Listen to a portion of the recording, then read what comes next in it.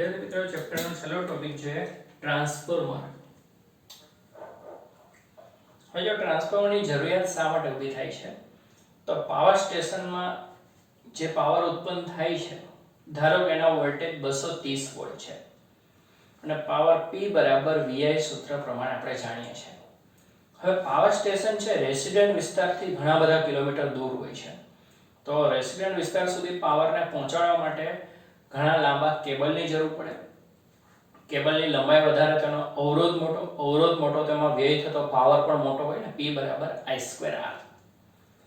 તો આપણે શું કરી શકીએ? મોટાભાગનો પાવર તો રસ્તામાં કેબલમાં જ વ્યય પામી જશે, ઉષ્મા સ્વરૂપે વિખેરણ પામશે, રેસિડેન્ટ વિસ્તાર સુધી પાવર પહોંચે જ નહીં. એટલે શું કરવામાં આવે છે કે કેબલની લંબાઈ તો ઘટાડી શકવાની નથી, એટલે અવરોધમાં ઘટાડો થશે નહીં વધારે, તો પ્રવાહ ઘટાડી દો. પ્રવાહનો વર્ગ છે એટલે વ્યય પામતો પાવર I²R ઓછો થઈ જાય. પણ પ્રવાહ ઘટાડવા જાવ તો મૂળ પાવર પણ ઓછો થઈ જાય ને. જો પાવરના બે સૂત્ર આપણે, આ છે તે ખરેખર આપણો જે ઉપયોગમાં આવતો સોર્સ પાવર છે, બીજો વ્યય પામતો પાવર P લોસ એટલે I²R છે. તો આપણે શું કરીએ છીએ? પ્રવાહ એકદમ ઘટાડી દઈએ છીએ. પ્રવાહ ઘટાડી દો એટલે વ્યય પામતો પાવર ઘટી જાય, પરંતુ સાથે મૂળ પાવર ન ઘટે એટલા માટે વોલ્ટેજ વધારી દેવામાં આવે છે. તો 230 થી વધારીને ધારો કે 11000 વોલ્ટ કરી દીધા, બરાબર? એટલે કુલ પાવર એટલો જ રહેશે. એ પાવરને પછી ટ્રાન્સમિટ કરી દેવાનો કેબલ મારફતે. કેબલ મારફતે ટ્રાન્સમિટ કરીને રેસિડેન્ટ વિસ્તારમાં પહોંચી ગયા બાદ યુટિલિટી પોલ અને સબસ્ટેશન ટ્રાન્સફોર્મરની મદદથી એને પાછા 230 માં રૂપાંતર કરવામાં આવશે. એટલે 11000 માંથી 230 થઈ જશે, એટલે પાછી મૂળ સ્થિતિ થઈ જશે. એટલે પાવર સ્ટેશનમાં શું થાય? 230 વોલ્ટને 11000 વોલ્ટ કરી દેવાના, પછી ટ્રાન્સમિટ કરવાનો. વોલ્ટેજ વધારે છે, પ્રવાહ ઓછો છે, વ્યય ઓછો થશે કેબલમાં. રેસિડેન્ટ વિસ્તાર સુધી પહોંચી ગયા બાદ 11000 વોલ્ટના પાછા 230 કરી દેવામાં આવે અને પછી એને ઘરે ઘરે ટ્રાન્સમિટ કરી દેવામાં આવે, એટલે ડિસ્ટ્રીબ્યુટ કરી દેવામાં આવશે. તો આમ વોલ્ટેજ વધારવાની અને વોલ્ટેજ ઘટાડવાની જરૂરિયાત ઊભી થાય છે. પાવર સ્ટેશનમાં વોલ્ટેજ વધારવાની જરૂરિયાત ઊભી થાય છે, જે સ્ટેપ અપ ટ્રાન્સફોર્મરથી થશે, અને રેસિડેન્ટ વિસ્તારમાં વોલ્ટેજ ઘટાડવાની જરૂરિયાત ઊભી થાય છે, જે સ્ટેપ ડાઉન ટ્રાન્સફોર્મરની મદદથી થશે. તો બે પ્રકારના ટ્રાન્સફોર્મરનો આપણે અભ્યાસ કરવાનો રહેશે, સ્ટેપ અપ અને સ્ટેપ ડાઉન. એટલે વ્યાપક રૂપે આપણે ટ્રાન્સફોર્મરનો અભ્યાસ કરીશું. એનો સિદ્ધાંત છે વિદ્યુત ચુંબકીય પ્રેરણ, જે આપણે આગળના ચેપ્ટરમાં જોયું હતું તે. તો આકૃતિમાં દર્શાવ્યા પ્રમાણે બે રીતે શક્ય છે કે નરમ લોખંડનો ગર્ભ હોય છે, એના પર અલગ કરેલ બે વાહક તારના ગૂંચળા વીંટાળવામાં આવે છે. એમાં એક ગૂંચળું છે ને પ્રાથમિક ગૂંચળું પ્રાઇમરી કહેવામાં આવે છે, બીજું છે તે ગૌણ ગૂંચળું સેકન્ડરી હોય છે. અહીંયા બંને ગૂંચળાઓ અલગ અલગ છે. ઘણી વખત વ્યય ઘટાડવા માટે એક જ ગર્ભ ઉપર બંને ગૂંચળાઓને વીંટાળી દેવામાં આવતા હોય છે. હવે જે પ્રાથમિક ગૂંચળું છે એમાંથી તમે ઓલ્ટરનેટિંગ કરંટ પસાર કરો, એટલે કે એને ઓલ્ટરનેટિંગ વોલ્ટેજ આપશો, તો ગૂંચળા સાથે સંકળાયેલું ફ્લક્સ સતત બદલાશે, કારણ કે ઓલ્ટરનેટિંગ કરંટ ને વોલ્ટેજ સતત બદલાય છે. તો ગૂંચળા સાથે સંકળાયેલું ફ્લક્સ બદલાય એટલે એમાં EMF પ્રેરિત થશે, અને આમાંથી તમે પ્રવાહ પસાર કરો તો આમાંથી નીકળતી ચુંબકીય ક્ષેત્રરેખાઓ બંધ ગાળા રચવા માટે, કે આમાંથી નીકળતી ક્ષેત્રરેખાઓ પણ બંધ ગાળા રચવા માટે ગૌણ ગૂંચળા સાથે પણ સંકળાયેલી હશે. નરમ લોખંડનો ગર્ભ છે, લોખંડની ચુંબકીય પરમેબિલિટી વધારે છે, એટલે એની મોટાભાગની ક્ષેત્રરેખાઓ આમાંથી પસાર થઈને અહીંયા બંધ ગાળો છે. એટલે બંને ગૂંચળા સાથે ચુંબકીય ફ્લક્સ સંકળાયેલો છે અને બંને ગૂંચળાનો ચુંબકીય ફ્લક્સ બદલાય છે, એટલે બંને ગૂંચળામાં EMF પ્રેરિત થશે. ફેરાડેના નિયમ અનુસાર ગૌણ ગૂંચળામાં પ્રેરિત EMF એપ્સિલોન S એટલે -ns d∅dt. જો અહીં આંટાઓની સંખ્યા આવે છે અને 5 એટલે દરેક આંટા સાથે સંકળાયેલું ફ્લક્સ છે, એટલે EMF ફેરાડેના નિયમ અનુસાર આપણે જાણીએ ઋણ નિશાની લેન્સના નિયમની હાજરી સૂચવે છે. પ્રાથમિક ગૂંચળામાં પણ EMF પ્રેરિત થશે, ગૌણ ગૂંચળામાં પણ પ્રેરિત થશે, પણ બંને EMF જુદા હશે, આંટાની સંખ્યા ઉપર આધાર રાખે છે.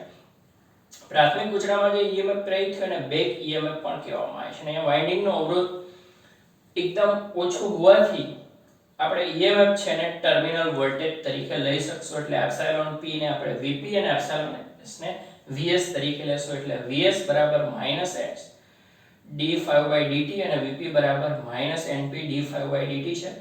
બંને ગૂંચળામાં દરેક આંટા સાથે સંકળાયેલું ફ્લક્સ સમાન છે, એટલે જેટલા આંટાની સંખ્યા હશે એટલા ગણું ફ્લક્સ થઈ જશે, એટલા ગણું EMF થશે. હવે આપણે ગુણોત્તર લઈએ, આ બંનેનો ગુણોત્તર લેશો d5/dt ઉડી જાય કારણ કે દરેક આટા સાથે સંકળાયેલું ફ્લક્સ બંનેમાં સમાન છે 5. નિશાની પણ ઉડી ગઈ છે એટલે ns/np અને ટ્રાન્સફોર્મેશન રેશિયો ટ્રાન્સફોર્મેશન ગુણોત્તર r કહેવામાં આવે છે, બરાબર. vs/vp બરાબર ns/np થશે. મોટે ભાગે આદર્શ ટ્રાન્સફોર્મર વિચારીએ તો એની કાર્યક્ષમતા 100% ધારીએ છે, એટલે બીજી કોઈ જ રીતે ઉર્જાનો વ્યય થતો નથી એવું માનીએ તો ઇનપુટ પાવર બરાબર આઉટપુટ પાવર. જો આ બધા શબ્દો એમસીક્યુ માટે યાદ રાખજો. આદર્શ ટ્રાન્સફોર્મર 100% ક્ષમતા, ઇનપુટ પાવર બરાબર આઉટપુટ પાવર, અને પાવર એટલે વોલ્ટેજ ગુણ્યા પ્રવાહ.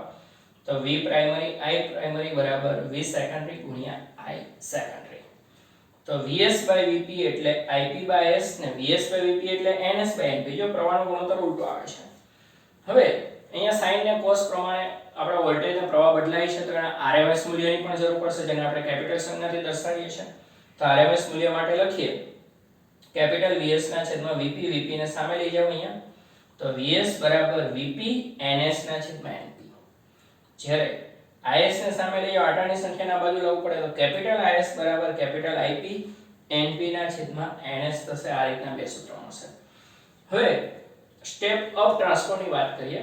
પ્રાથમિક ગુચરા કરતા ગૌણ ગુચરામાં આટાની સંખ્યા વધારે રાખવામાં આવે છે. Ns Np તો દેખીતી વસ્તુ છે કે Vs Vp, એટલે પ્રાથમિક ગુચરા કરતા ગૌણ ગુચરામાં વોલ્ટેજ વધારે. અહીંયા 220 હોય તો અહીંયાથી વધારે છે, આટાની સંખ્યા ઉપર આધાર રાખે. એના કરતા 100 ગણા આટા રાખ્યા હોય તો પાછળ 2 મીંડા વધી જશે, 50 ગણા હોય તો 50 ગણું થઈ જશે. તો આ સ્ટેપ અપ ટ્રાન્સફોર્મર છે. એનો ટ્રાન્સફોર્મેશન ગુણોત્તર રેશિયો R છે 1 કરતા મોટો હોય છે, જે પાવર સ્ટેશનમાં વપરાતો ટ્રાન્સફોર્મર છે. જ્યારે સ્ટેપ ડાઉન ટ્રાન્સફોર્મરમાં પ્રાથમિક ગુચરા માટેની સંખ્યા વધારે અને ગૌણમાં ઓછી હોય, એટલે Vs Vp થશે. સ્ટેપ ડાઉન ટ્રાન્સફોર્મર રેસિડન્ટ વિસ્તારની અંદર જોવા મળે છે. ચાલો આપણે સ્ટેપ અપની વાત કરીએ. તો પ્રાથમિક ગુચરામાં આટાની સંખ્યા ઓછી છે એટલે વોલ્ટેજ ઓછો છે, એટલે પ્રવાહ વધારે છે, એટલે તાંબાનો જાડો તાર વપરાય છે વ્યય ઘટાડવા માટે. જાડો તાર હોય તો અવરોધ ઓછો થઈ જાય. હવે ગૌણ ગુચરામાં આટાની સંખ્યા વધારે છે, વોલ્ટેજ વધારે છે, પ્રવાહ ઓછો છે, એટલે તાંબાનો પાતળો તાર પણ ચાલે, જગ્યા પણ મેનેજ થઈ શકે છે એની મદદથી. તો આ રીતે બે પ્રકારના ટ્રાન્સફોર્મર સમજી શકાય છે. હવે વ્યવહારિક ટ્રાન્સફોર્મરની વાત કરીએ ને તો થોડો ઘણો ઉર્જાનો વ્યય થતો હશે, એટલે 95% અલ્પ માત્રામાં ઉર્જાનો વ્યય થાય છે, એટલે ઇનપુટ પાવર કરતા આઉટપુટ પાવર થોડો ઓછો આવે છે. વ્યય થવાના અમુક કારણો દર્શાવેલા છે. એમાં પહેલું છે ફ્લક્સ લીકેજ, એર ગેપ, હવાનું મધ્યાંતર. કયા જે લોખંડનો ગર્ભ બનાવેલો છે ત્યાં કોઈ જગ્યાએ ગેપ રહી જાય તો અંદર હવા દાખલ થશે. તો લોખંડમાં ચુંબકીય ફ્લક્સ હવા કે શૂન્યાવકાશ કરતા જે ચુંબકીય ફ્લક્સ એના કરતા અનેક ગણું વધારે હોય છે. આપણે જાણીએ છીએ કે શૂન્યાવકાશ કે હવામાં μ0 આવશે, જ્યારે લોખંડની અંદર μ0 * μr આવે, અને μr લોખંડનો ગુણો મોટો છે. આગળનો છઠ્ઠો ચેપ્ટર યાદ કરો. તો વચ્ચે જો ભૂલથી પણ ક્યાંય ગેપ રહી જાય, એમાં હવાનું મધ્યાંતર થાય, એર ગેપ થશે, તો એમાં ચુંબકીય ફ્લક્સ ઘટી જશે. તો એને કારણે શું થશે? થોડુંક ફ્લક્સ વ્યય પામી જશે, લીકેજ થશે. એટલે પ્રાથમિક ગુચરાનું પૂરેપૂરું ફ્લક્સ સેકન્ડરી ગુચરા સુધી નહીં પહોંચે, એને ફ્લક્સ લીકેજ કહે છે. એને કારણે ઉર્જાનો વ્યય થશે. બીજું છે વાઇન્ડિંગનો અવરોધ. અહીંયા પ્રાથમિક અને ગૌણ ગુચરા વાઇન્ડિંગને કારણે તાર છે, એને પણ થોડો ઘણો અવરોધ હોવાનો છે, અને અવરોધમાંથી પ્રવાહ પસાર થાય એટલે I2RT માં ઉષ્મા સ્વરૂપે ઉર્જાનો વ્યય થઈ જશે, એટલે આને કારણે પણ ઉર્જા પાવરનો વ્યય થાય છે. ત્રીજું છે ઘુમરી પ્રવાહો, એડી પ્રવાહ, આગળના ચેપ્ટર મુજબ. તો એટલે જ લોખંડનો ગર્ભ છે એક જ સરખા સળંગ દ્રવ્યથી ન બનાવતા ઘણા બધા વાહક સ્તરોને ભેગા કરીને બનાવવામાં આવે, જેની આપણે આગળના ચેપ્ટરમાં વાત કરી હતી. એટલે પાતળી પટ્ટીઓ છે એને ભેગી કરીને ગર્ભ બનાવવામાં આવે છે, એટલે એડી પ્રવાહની અસરકારકતા ઓછી કરી શકાય. તો એ સંપૂર્ણ શૂન્ય તો નહીં થાય. અને બીજો છે હિસ્ટેરિસિસ લૂપ. તો એનથી આગળના 5મા ચેપ્ટરમાં જવું પડશે કે ફેરોમેગ્નેટિક પદાર્થનો હિસ્ટેરિસિસ લૂપ. જો અહીંયા એસી પ્રવાહ હોય છે, એટલે ચુંબકીય ક્ષેત્ર સતત બદલાય છે, મૂલ્યોની દિશા. તો એને કારણે આખું હિસ્ટેરિસિસ લૂપ બને છે, અને હિસ્ટેરિસિસ લૂપને કારણે ઉર્જાનો વ્યય થાય છે. એ લૂપ વડે ઘેરાયેલું ક્ષેત્રફળ એટલે એકમ કદ દીઠ વ્યય પામતી જુલ્સમાં ચેપ્ટર 5 ની અંદર આપણે અંતિમ ટોપિકમાં જોઈ શકીએ છીએ. ફેરોમેગ્નેટિક પદાર્થ, તો એને કારણે પણ ઉર્જાનો વ્યય થતો, ચાર્જને કારણે ઉર્જાનો વ્યય થતો હોય છે, જેથી કરીને પ્રાથમિક ગુચરા કરતાં સેકન્ડરી ગુચરામાં થોડોક પાવર ઉર્જા ઓછી મળે છે એમ આપણે કહી શકીએ છીએ. થોડો અલ્પ માત્રામાં વ્યય થતો હોય, બહુ વધારે થતો નથી. તો જો એટલા માટે છે અહીંયા બે અલગ અલગ ગુચરાઓ વીંટાળશો ને તો આનો ફ્લક્સ અહીંયા સુધી પહોંચે તો સંભવત લીકેજ થઈ શકે. એટલે જ બેટર ઓપ્શન આ છે કે પ્રાથમિક અને ગૌણ ગુચરાને એકબીજા ઉપર વીંટાળી દો, એટલે કમસે કમ તમે આ ફ્લક્સ લીકેજને ટાળી શકો છો.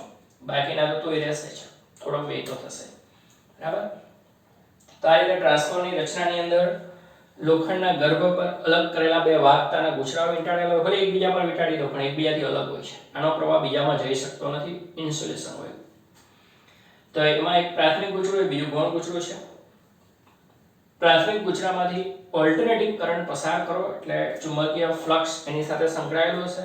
માંથી મોટા ભાગનો ફ્લક્સ ગૌણ ગુચરા સાથે સંકળાયેલો હશે. એ ફ્લક્સમાં ફેરફાર થશે એટલે બંનેમાં EMF પ્રેરિત થશે. ફેરાડેના નિયમ અનુસાર દરેકના પ્રાથમિક અને ગૌણ ગુચરામાં પ્રત્યેક આટા સાથે સંકળાયેલો ફ્લક્સ સમાન હોય તો n આટા હોય તો કુલ ફ્લક્સ n ગણો થઈ જાય, EMF પણ n ગણો. તો એપ્સિલોન s એટલે -ns d5/dt, એપ્સિલોન p એટલે -np d5/dt, અને બેક EMF પણ કહેવાય છે, જે પ્રવાહના ફેરફારનો વિરોધ કરશે. હવે અહીંયા અવરોધ શૂન્ય હોવાથી જે પ્રેરિત EMF છે એને જ આપણે ટર્મિનલ વોલ્ટેજ તરીકે લઈ શકીએ છીએ. એટલે એપ્સિલોન s નું Vs ને એપ્સિલોન p નું Vp ને એનો ગુણોત્તર લઈ લો અને ટ્રાન્સફોર્મેશન ગુણોત્તર કહેવામાં આવે છે. હવે 100% ક્ષમતાવાળા ટ્રાન્સફોર્મરમાં ઇનપુટ અને આઉટપુટ પાવર સરખા હોય છે, વોલ્ટેજ ગુણ્યા પ્રવાહ. તો આ ગુણોત્તર મળશે પ્રવાહનો ગુણોત્તર. RMS મૂલ્ય માટે પણ શક્ય છે. તો કેપિટલ Vs બરાબર કેપિટલ Vp, ns/np, Is બરાબર Ip, np/ns. ગુણોત્તર ઊંધો છે પ્રવાહ માટે, એ જોઈ શકાય છે. હવે જો સ્ટેપ અપ ટ્રાન્સફોર્મર છે તો ગૌણ ગુચરા માટેની સંખ્યા વધારે છે તો વોલ્ટેજ વધારે છે. સ્ટેપ અપ ટ્રાન્સફોર્મર પ્રવાહ ઓછો હશે. બરાબર. વોલ્ટેજ વધે છે એટલે પ્રવાહ ઘટી જશે ગૌણ ગુચરાની અંદર. પ્રાથમિક ગુચરામાં વોલ્ટેજ વધારે છે, પ્રવાહ ઓછો છે. પ્રાથમિક ગુચરાની અંદર વોલ્ટેજ ઓછા છે, પ્રવાહ વધારે છે, અને ગૌણ ગુચરામાં વોલ્ટેજ વધારે છે એટલે પ્રવાહ ઓછો હશે. એટલે આમાં પ્રવાહ ઓછો છે, આમાં પ્રવાહ વધારે છે એટલે તાંબાનો જાડો તાર વપરાશે, આમાં તાંબાનો પાતળો તાર વપરાશે, એટલે અવરોધ ઘટાડીને વ્યય ઘટાડી શકાય એટલા માટે. સ્ટેપ ડાઉન ટ્રાન્સફોર્મરમાં ઉલટું રહેશે, ગૌણ ગુચરા માટેની સંખ્યા ઓછી હશે એટલે ગૌણ ગુચરામાં વોલ્ટેજ ઓછો અને પ્રવાહ વધારે હશે. Step down transformer. વ્યવહારિક ટ્રાન્સફોર્મરમાં 95% ઉર્જા આપણે કામ લાગે, 5% જેટલો વ્યય થતો હોય. અલ્પ માત્રામાં ઉર્જાના વ્યયના કારણો છે, ફ્લક્સ લીકેજ છે કે ટ્રાન્સફોર્મરના ગર્ભમાં જો ક્યાંય હવાનું મધ્યાંતર થઈ જાય તો ગૌણ ગુચરાનું પ્રાથમિક ગુચરાનું બધું ફ્લક્સ ગૌણ ગુચરા સુધી પહોંચી શકતો નથી એટલે ફ્લક્સ લીકેજ થશે. બંને ગુચરામાં વાઇન્ડિંગના અવરોધને કારણે ઉર્જાનો ઉષ્મા સ્વરૂપે વ્યય થઈ શકે છે. એડી પ્રવાહ ઘુમરી પ્રવાહને કારણે પણ ઉર્જાનો વ્યય થઈ શકે છે. ઘટાડવા માટે આપણે ગર્ભ સળંગ બનાવતા ઘણા બધા પાતળા સ્તરો ભેગા કરીને બનાવીશું અને સતત એનું ચુંબકીય ક્ષેત્ર બદલાય છે, ગુચરાનું ચુંબકીકરણ થાય છે, એને કારણે હિસ્ટેરેસિસ લૂપ વડે ઘેરાયેલું ક્ષેત્રફળ એ ઉર્જાનો વ્યય દર્શાવે. આ ચાર કારણે ઉર્જાનો વ્યય થશે. તો આ રીતે ચેપ્ટરનો અંતિમ ટોપિક ટ્રાન્સફોર્મર જોઈ શકાય છે. હવે બાકી રહેલા ઉદાહરણ જોઈએ 7.7.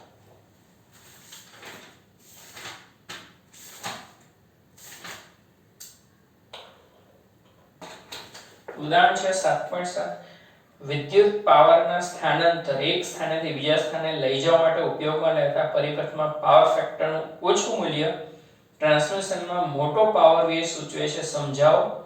પરિપથમાં યોગ્ય કેપેસિટન્સ વાળા કેપેસિટરનો ઉપયોગ કરીને ઘણીવાર પાવર ફેક્ટરમાં સુધારો કરી શકાય. સમજાવો. જો આપણી પાસે પાવરનું સૂત્ર છે P = VI cos 5.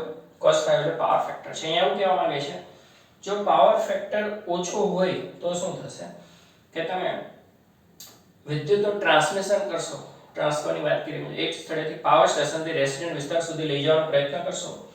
જો પાવર ફેક્ટર ઓછો હશે એટલે કુલ પાવર ઘટવા ન દેવો હોય તો પ્રવાહ વધારે રાખવો પડે, અને પ્રવાહ વધારે રાખો તો પાવર VI2R મુજબ વધી જાય છે.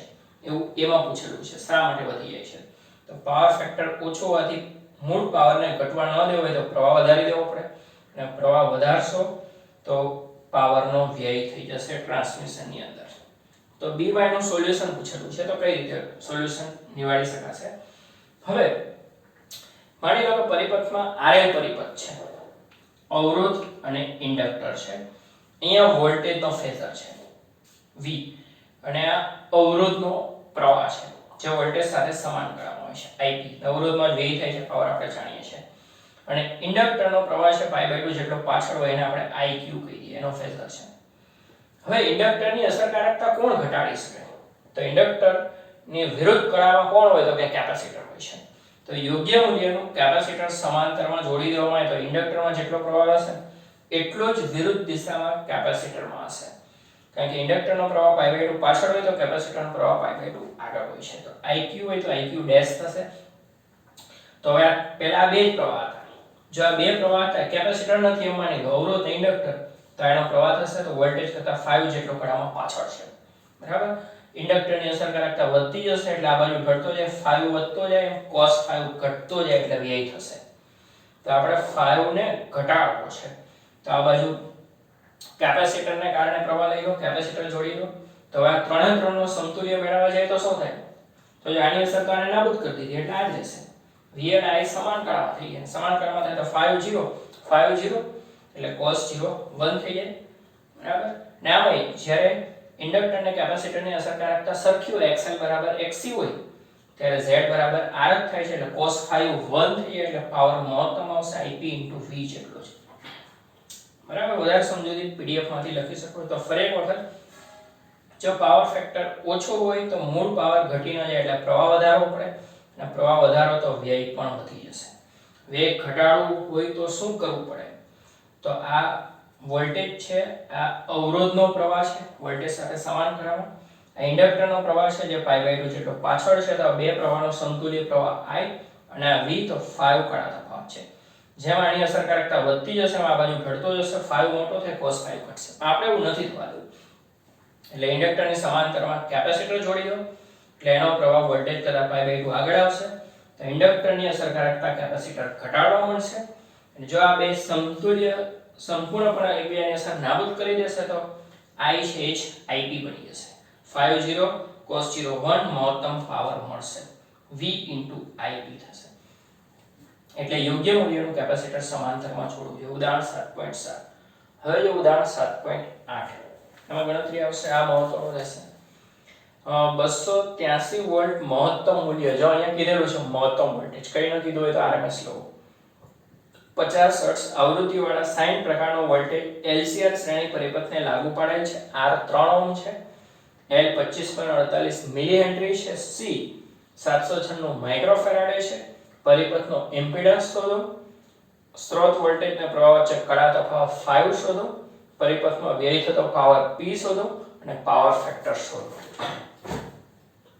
ચલો, એ ગણું છે XL એટલે ઓમેગા L 2πfL 2πf ને L મિલી છે એટલે -3 ઘાત, 50 * 2 કરો એટલે 100, તો -3 ઘાતનું -1 ઘાત જ બેઠો. બાકીનો આપણી પાસે શું હોય તો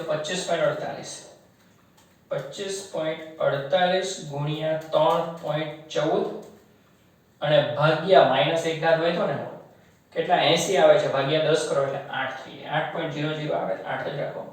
હવે XC 1/, omega C 2πfC 2πf અને C કેપેસિટર 796 છે, માઇક્રો -6 ઘાત, અંશમાં જાય તો +6 થઈ જશે. હવે +6 તેમાંથી 50 * 2 100, 2 ઘાત ઓછા કર્યો એટલે 4 ઘાત જ બાકી રહે ને, તો અંશમાં 10000 વધ્યા.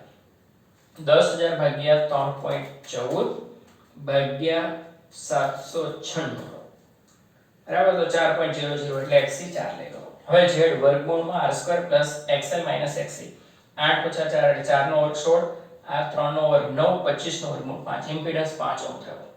ઓકે, બીજું શું શોધવાનું છે? કડા તફાવત 5, tan ઇન્વર્સ XC - XL ના છેદમાં 4 - 8 એટલે -4 ભાગ્યા 3 એટલે -1.3333.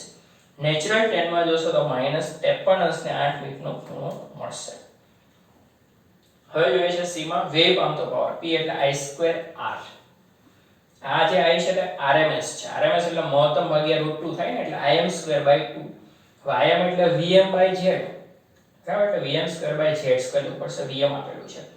તો 283 ભાગ્યા Z 5 એનો વર્ગ, R 3 છે અને R 2, મારે શું કરવાનું 283 ભાગ્યા 5 કેટલા આવ્યા 56.6 એનો વર્ગ છે એટલે ગુણ્યા 56.6 ગુણ્યા 3 ભાગ્યા 2 એટલે 4805.34 એટલે 4805 વોટનો પાવર વ્યય પામે છે અને છેલ્લું જોઈએ છે power factor cos 5 cos 53 અંશને 8 minute પરથી લાવો cos યુગ્મ વિધેય છે ધન જ આવશે અને સિમ્પલ સૂત્ર r/z તો cos 53 અંશને 8 મિનિટની કિંમત 2 જ આવશે 0.6 બરાબર તો r3 છે z5 છે 3/5 એટલે 0.6 પાવર ફેક્ટર કોઈ કમ આવે નહીં તો આ રીતે ગણી શકાય છે xl એટલે ઓમેગા l xc એટલે 1/ઓમેગા l ના 1/ઓમેગા c થશે z એટલે વર્ગમૂળ r² xl xc ગમે તે આગળ પાછળ લખી શકો વર્ગ છે z મળી ગયો 5 તે અહીંયા નહીં બદલી શકાય વર્ગ નથી